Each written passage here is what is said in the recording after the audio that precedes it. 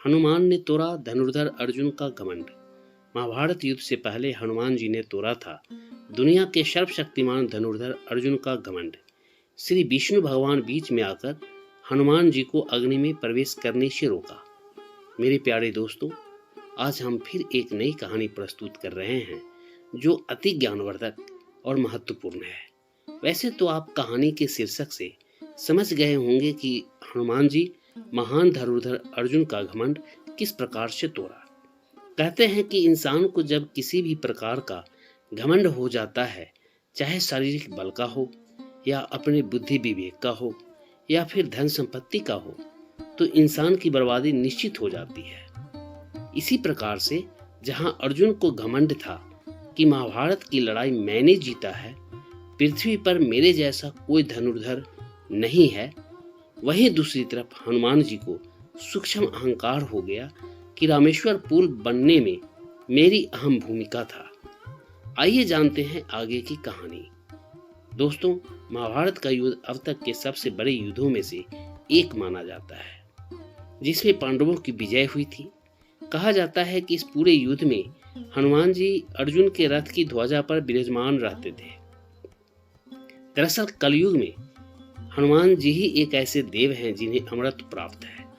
जब प्रभु श्री राम ने जल समाधि ली थी तो अपने परम भक्त हनुमान जी को पृथ्वी पर ही रुकने का आदेश दिया था। इसलिए माना जाता है कि हनुमान जी आज भी पृथ्वी पर साक्षात रूप में रहते हैं। तब से माना जाता है कि हनुमान जी का पृथ्वी पर ही वास है। लेकिन जब द्वापर युग में हनुमान जी को पता लगा कि उनके प्रभु श्री राम श्री कृष्ण अवतार में दोबारा पृथ्वी पर अवतरित हुए हैं, तो वे अत्यंत प्रसन्न हुए। कहा जाता है कि महाभारत के युद्ध में भगवान श्री कृष्ण की इच्छा के अनुरूप बजरंगबली अर्जुन के रथ की ध्वजा पर विराजमान रहते थे। इससे जुड़ा एक प्रसंग आनंद रामायण में मिलता है, जिसमें हनुमान जी अर्जुन के घमंड को तोड़ते हैं।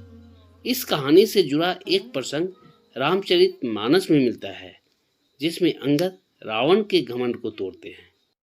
वहीं हनुमान जी और अर्जुन का एक प्रसंग भी काफी प्रसिद्ध है। एक बार की बात है कि अर्जुन अपने रथ पर सवार होकर रामेश्वरम से गुजर रहे थे, जहां उन्होंने एक कपि को राम सेतु पर बैठकर तपस्या करते देखा। लेकिन अर्जुन ने यह जाने बिना कि वह कौन है, उन्हें जगाने के लिए वाण चला दिया और जोर से हंसने लगे। अर्जुन के हंसी का आवाज सुनकर हनुमान जी का ध्यान टूट गया और अपने सामने अर्जुन को देखकर पूछ बैठे कि भाई, आप कौन हैं और इस तरह से मेरा ध्यान तोड़कर आखिर हंस क्यों रहे हैं।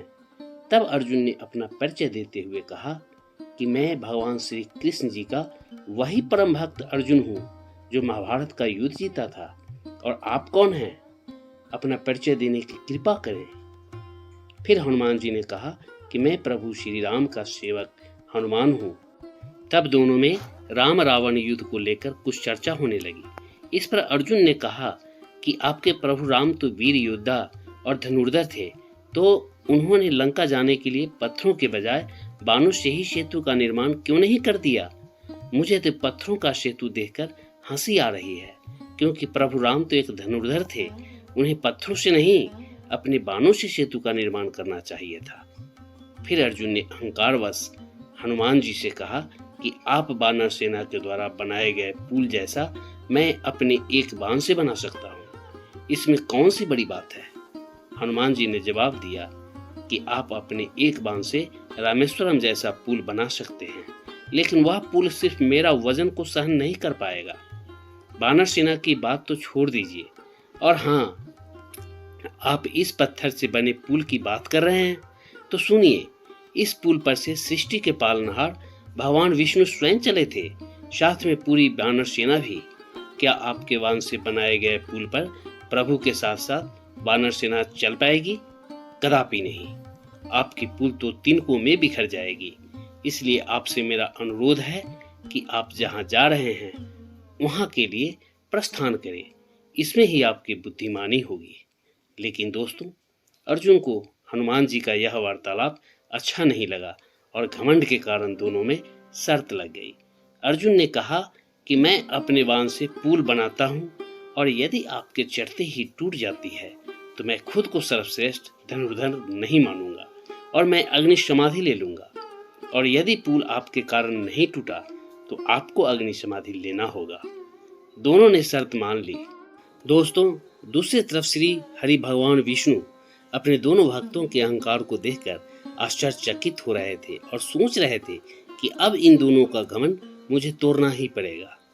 शर्त के मुताबिक अर्जुन ने अपने एक ही बाण से पुल बना दिया।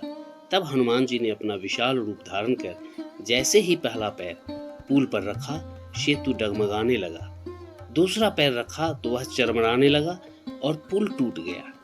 पुल की हालत देख अर्जुन ने शर्म से सिर झुका लिया और शर्त के अनुसार अपनी हार होते ही अर्जुन ने आत्मग्लानि के भाव के साथ अग्नि समाधि के लिए एक ही बाण से भयानक अग्नि प्रज्वलित की। इधर अपनी जीत पर हनुमान जी को भी सूक्ष्म अहंकार हो गया और श्री विष्णु भगवान सब देख रहे थे। उन्हें अपने एक भक्त की ऐसी मनोदशा देखकर बड़ी पीड़ा हो रहा था। इसी दौरान कुछ देर के बाद एक व्यक्ति वहां पर आया और पूछा कि आप यह क्या कर रहे हैं। तब अर्जुन ने उस व्यक्ति से सारा वृत्तांत कह सुनाया और कहा कि भगवान के अपमान का कारण मेरी विद्या ही है और अब मैं इस विद्या के साथ ही खुद भी आत्मदाह करने जा रहा हूँ। तब उस सज्जन ने कहा कि जब आप दोनों शर्त लगाया तो तीसरा व्यक्ति कोई नहीं था, इसलिए आप दोनों मेरे सामने शर्त फिर से लगाइए और उसे पूरा कीजिए। दोनों ने उनके बातों को स्वीकार किया और अर्जुन ने फिर से पुल अपनी बाण से बना दी। अब हनुमान जी की बारी आई। पहले की तरह ही हनुमान जी अपना रूप वजनदार बनाया और पुल पर एक पैर रखे, फिर दोनों पैर रख दिए, लेकिन इस बार पुल टूटा नहीं बल्कि नीचे की तरफ धंस गया। अब हनुमान जी उदास हो गए, अग्नि समाधि लेने के लिए तैयार हो गए। जैसे ही हनुमान जी अग्नि समाधि लेने वाले थे कि अचानक उनका और अर्जुन का ध्यान पुल के नीचे पानी पर गया। दोनों ने देखा कि पानी लाल हो गया है और पुल के नीचे एक कछुआ दबा हुआ है। अर्जुन और हनुमान जी कुछ समझ पाते तभी विष्णु भगवान प्रकट हुए और उन्हें ऐसा करने से रोक दिया। तब भगवान विष्णु ने बताया कि आपके पहले ही पग के रखते ही यह सेतु टूट गया होता अगर मैं कछुआ बनकर अपनी पीठ पर आपका भार नहीं उठाता। यह सुनकर हनुमान जी दुखी हुए और उन्होंने क्षमा मांगी। इस तरह अर्जुन का घमंड टूट गया। फिर दोनों ने भगवान श्री हरि से क्षमा मांगे तथा प्रभु का आशीर्वाद भी प्राप्त किए। भगवान यह कहकर अंतर्ध्यान हो गए कि जब हमारा रामावतार और कृष्ण अवतार हुआ था तो तुम दोनों ही मेरे परम भक्त थे। तुम दोनों के मान सम्मान बचाने और अहंकार को तोड़ने के लिए ही मुझे कछुआ का रूप धारण करना पड़ा। फिर दोनों एक दूसरे के गले मिले और अपने अपने गंतव्य के लिए प्रस्थान किए। दोस्तों, प्रभु ने अपने भक्तों के खातिर अपना नियम बदल डाला। आइए हमें भी किसी प्रकार का अहंकार न हो, इसके लिए प्रभु से सदा ही प्रार्थना करते रहें। कहानी यहीं पर समाप्त हो रहा है। दोस्तों, मैं अपने सभी दर्शक और सब्सक्राइबर को तहे दिल से धन्यवाद करता हूं कि आप सभी ने मुझे ढेर सारा प्यार दिया है और आशा करता हूं कि आगे भी आपका प्यार मुझे मिलता रहेगा। दोस्तों, अगर हमारे वीडियो की कहानी आप सभी को अच्छा लगता है तो please case story video channel को सब्सक्राइब, लाइक ज़रूर करें, वीडियो शेयर भी करें और हाँ, आप हमें अपना बेस्ट सुझाव कमेंट के द्वारा ज़रूर दें। प्रिय दोस्तों, मुझे आपकी मदद की ज़रूरत है, इसलिए प्लीज़ आप मेरे चैनल को सब्सक्राइब करके अपना अनमोल प्यार दें। धन्यवाद।